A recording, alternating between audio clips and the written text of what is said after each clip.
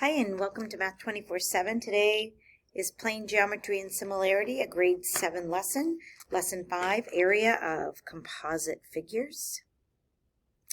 So today we're going to talk about composite figures. Just getting this out of the way, composite means made up of more than one thing. So let's start right in. Janie and Miguel are painting a mural in a school gymnasium. They will need to paint the entire wall blue except for the circular logo. How can Janie and Miguel determine how many square feet they will cover in blue paint? Excuse me. So when thinking about this, remember a wall, whoops, let me get a marker going here. A wall would look like this, and it has a circular mural in the middle. So hopefully you're thinking, okay, so the wall is rectangle, so find a rectangle, and then you would subtract. Let's find the area of it first. And then you're going to subtract the area of that circle. From there, you will know how many square feet you would need. So when thinking about composite figures, we know that a composite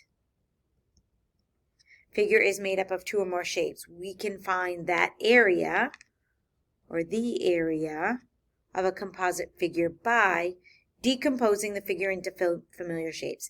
Decomposing means to break down, okay? So we can take a section and break it down into shapes that we do have formulas for, okay?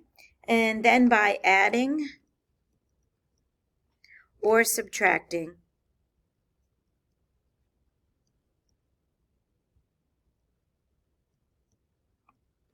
the area of each shape. So, in thinking about that, let's break down or decompose this house-looking figure.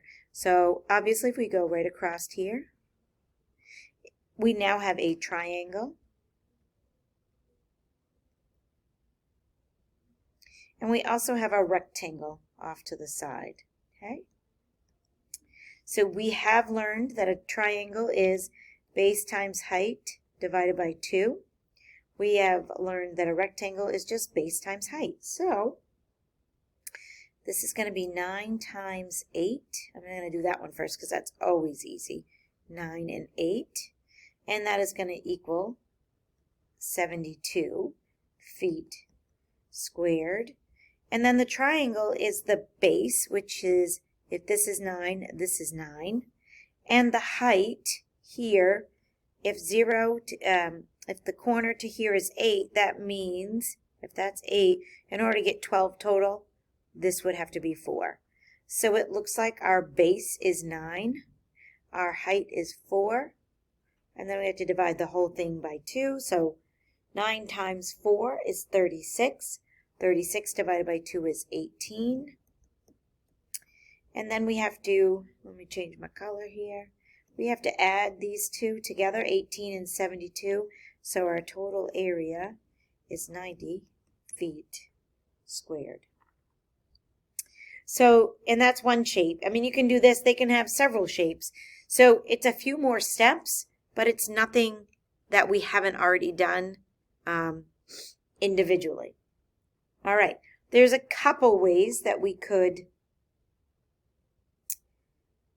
break this figure down. We could break it down into a square, and then we have a trapezoid. You could almost even break it down this way. But I personally find, the trapezoid formula is a little bit more intense. So I'm going to make it look like this. So now I have another rectangle, and I have another triangle. And formula is base times height, base times height divided by 2. Now let's plug in our values. So this big rectangle is easy enough. Here's the height, here's the base. So 6 times 15, which is 30, 60, 90. Nope, meters squared. Now the tricky part. If this is 5 and the whole thing is 15, then the base here has to be 10. And we know this is the height right here. So base and height of our rectangle. So it's going to be 4 times 10 divided by 2. And 4 times 10 is 40, and 40 divided by 2 is 20. So the total area, we would have to add these two together, and it is 110 meters squared. Next, we have 4 different composite figures here, and we're going to think about ways we could break them apart. So in this first one, we could break them down into, now we have 3 rectangles. You could also break them down into rectangles this way. So there's a couple ways to break them down into rectangles. And then you would do each one separately. Or you could put this across. You could find this big shape.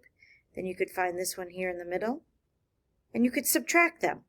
So big minus the small, and that would equal our total. Okay?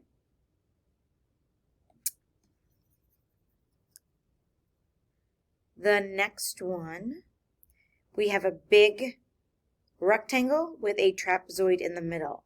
So how we would find this one is, we would find the total area of this big one, find the total area of the trapezoid inside, and subtract the two, and that would leave us how much shaded is left. The next one, we could do in a couple different ways. We could turn it into a trapezoid in a rectangle that way, or this way. That would, either one of those would work. Or we also could find this triangle and this rectangle and subtract the two, and that would find just this piece. That would be another way. And the last one is we would find the square in the middle first. Then we would find, these are all half circles, so we have 2 full circles. Find what one circle would be, multiply it by 2, and then you would add everything together. And these half circles are called semicircles. So a semicircle is a half a circle. So keep that in mind as we're doing work and you're seeing the word semicircle. I should write that here, semicircle. Okay? It just means a half a circle. All right, so this is kind of similar to one we did on the other side of how we might do that. The first thing we've got to do is we want just the shaded region. So we're going to find this whole big trapezoid, and then we'll find the rectangle that's in the middle and we'll subtract them. So let's start with our trapezoid formula. H times base 1 plus base 2 divided by 2. And then we're going to minus out of that the base times height of the small one. So let's go ahead and do the trapezoid first. Height is 8. Base 1 is 10. Base 2 is 15. And the whole thing would need to be divided by 2. While I'm here, it looks like this is a 7 by 5. So 8 times 25 is 200. 200 divided by 2 is 100. And 7 times 5 is 35. So we are left, when we subtract that, 65 inches squared. Okay? So let me recap. I found, using this formula, found the big, right here, trapezoid.